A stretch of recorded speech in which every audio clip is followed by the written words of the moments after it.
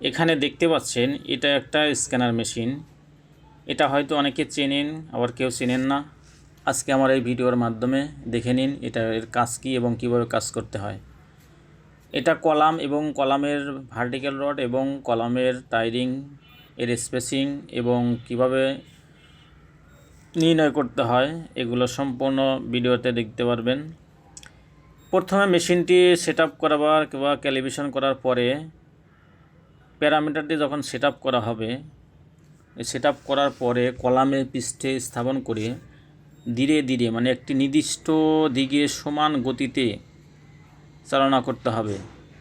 যখন স্ক্যানারটির উপর আমরা স্ক্যানারটি চলে যাবে, তার উপর যখন রডটা পড়বে, তখনই একটা মজার বিষয় হচ্ছে এটি একটি শব্দ বা সংকেত দেবে এবং স্ক্রিনে রডের অবস্থান দেখা যাবে। এখানে দেখতে পাচ্ছেন কিন্তু যে যখনই রড পড়ে তখনই কিন্তু একটা ভার্টিক্যাল রডের মতো একটা দাগ দেখা দিয়েছিল।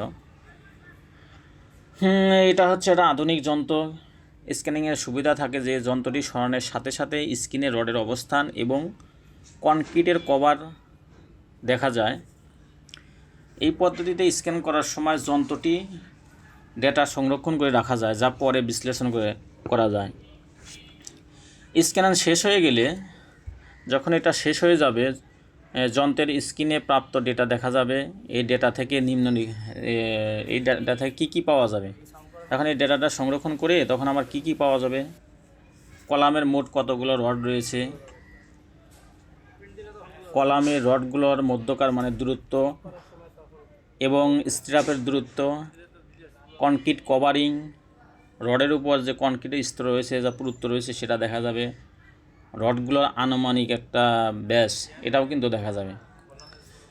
স্ক্যান করার সময় রডের অবস্থান নিশ্চিত হয়ে গেলে, মানে এটা যখন আমরা স্ক্যান করব এটা একটা নিশ্চিত হয়ে গেলে সেই অনুযায়ী পৃষ্ঠে বা একটা চক দিয়ে দাগ দিতে হবে। কিন্তু এখানে আমরা দেই নাই, এটা দেওয়া জরুরি।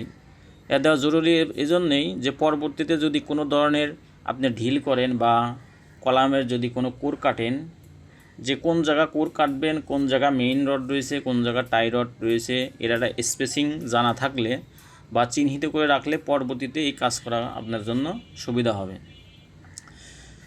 সবচেয়ে যে বিষয়গুলো খেয়াল রাখতে হবে যে ড্রয়িং অনুযায়ী কলামের রড বা ঠিক আছে কি না তা মিলিয়ে দেখতে হবে।